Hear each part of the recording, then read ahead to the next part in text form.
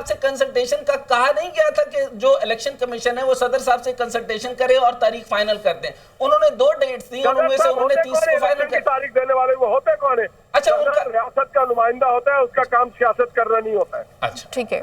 अच्छा, अब मुझे ये बताएं सर, जो नवाज शरीफ साहब ने कहा है कि बेंच को मुस्तरद कर दें, अब ये वही बेंच है, वो नवाज शरीफ साहब तो मुल्क में मौजूद ही नहीं है सर, तो उनकी जब वो गए थे तो उनका भी फैसला उन्हीं जजेस ने किया था।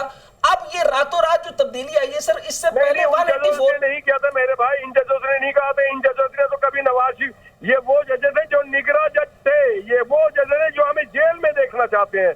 इनको बोले कि जनाब ये अगर इतना ही इलेक्शन के शौक है तो मुंसिफ इस्तीफा दे और पार्लियामेंट चले जाए, किसी ने रोका थोड़ी है।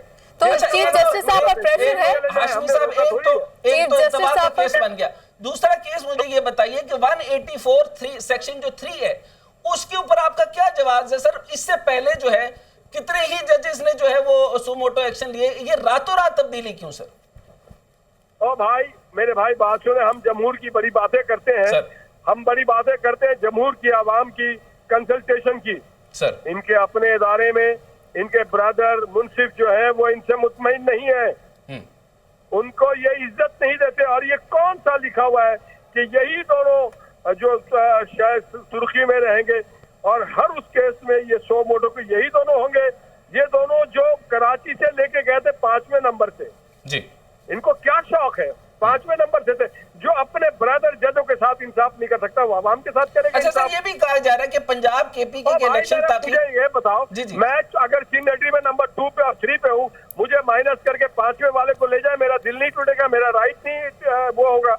अच्छा, मुझे एक और बात बताएं सर, बहुत सारे हलकों की तरफ से सर कहा जा रहा है कि आपका टारगेट जो है, और खासतौर पे नवाज शरीफ साहब का और नून लीग का, कि एक तो इलेक्शन ना करवाया जाए और आपका टारगेट उमर अता बंदियाल साहब है, चीफ जस्टिस साहब, ये दुरुस्त बात है? ओ भाई, ऐसे हल्के फुल्के लोग हमारे टारगेट नहीं होते हैं। हमारा टारगेट है इस मुल्क के निजाम को ठीक करना। इस मुल्क से तमाम इस तरह के जो नासूर है, जो लोग पाकिस्तान में अपने इदारों में बैठ करके सियासत करना चाहते हैं, पाकिस्तान को तस्लीम करना चाहते हैं, पाकिस्तान को पीछे लाना चाहते हैं, कल भी था, आज भी। हाशमी साहब, आपका मुश्तरका इजलास हुआ है और तमाम आपकी जो कोलिजन पार्टनर्स हैं पीडीएम के अंदर, अच्छा, उनमें से जो है वो लतीफ कोसा साहब भी फरमाते हैं, एतजाज अहसन साहब भी फरमाते हैं, पीपल्स पार्टी के सारे नुमाइंदगान वो ये कहते हैं कि हमारा पीडीएम से कोई ताल्लुक नहीं है और हम इलेक्शन से पीछे हटना नहीं चाहते। इन दोनों लतीफ खोसा को और एतजाज अहसन को गवर्नर और स्पीकर और प्रेसिडेंट बना दे, इनका पीडीएम से ताल्लुक बन जाएगा।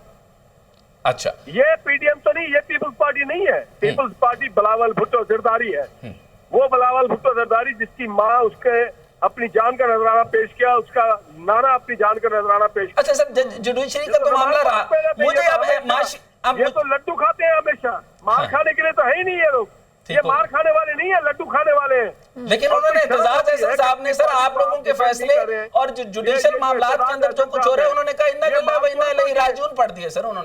उन्होंने कहा ये आईनी बहरान नहीं है, आइन के साथ जो है वो खिलवाड़ किया जा रहा है सर, इसके ऊपर आप क्या कहेंगे? ये एतजाज अहसन जैसे लोग करते हैं कि एक पार्टी में रह के मानी, ये तो ऐसे ही हुआ कि किसी के साथ आपका रिश्ता है और आप रिश्ता तोड़ करके किसी और के साथ रिश्ता जोड़ रहे हैं।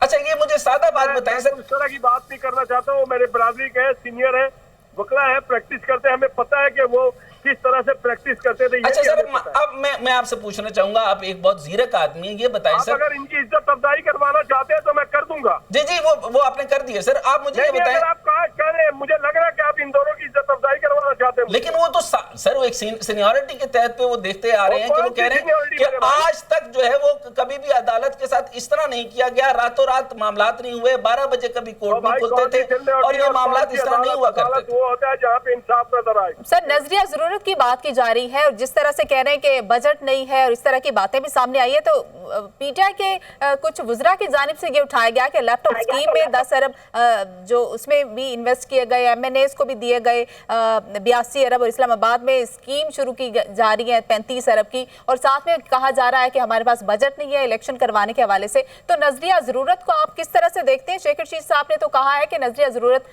जलील और रुस्वा होगा, आपकी क्या राय है? ओए मैडम जिंदाबाद, आपने इतने अच्छे सवाल किए हैं।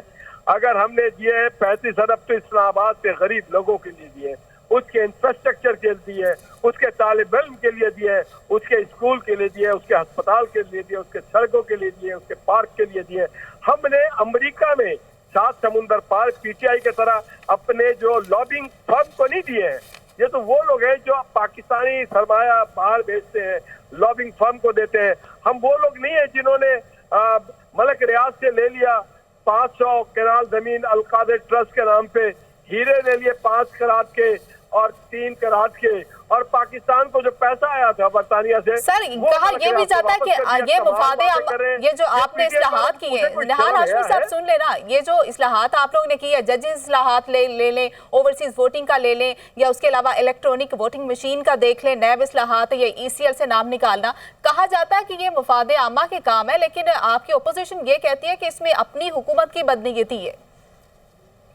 हुकूमत क्या, हमारे जो अपोजिशन है वो क्या हमें कहेंगे आप बहुत अच्छे हैं, तो फिर तो अपोजिशन नहीं रहेगी, फिर तो बेचारा फना फिल्ला हो जाएंगे।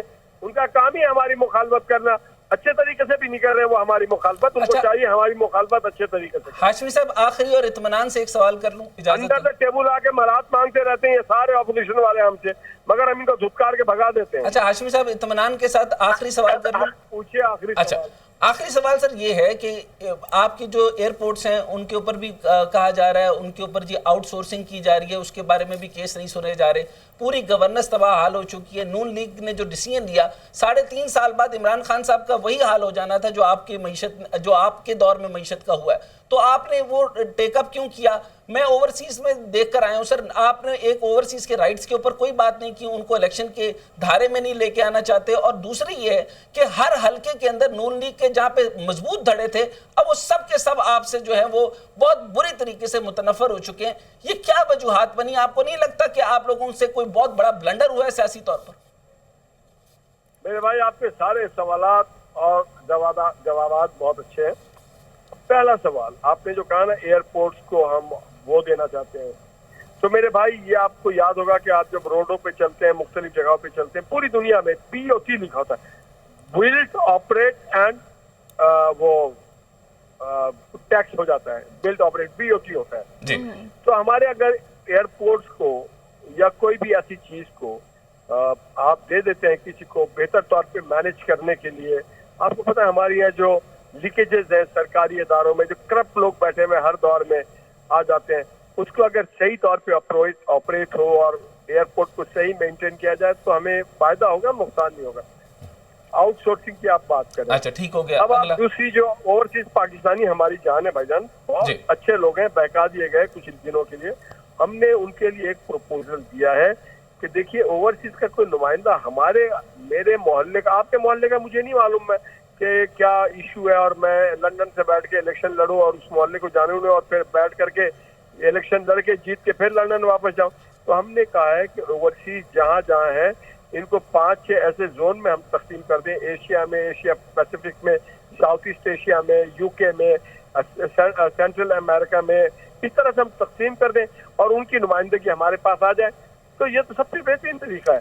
और हम ये मानते हैं कि हमारे यहाँ लोगों में काफी बददिली और मायूसी है,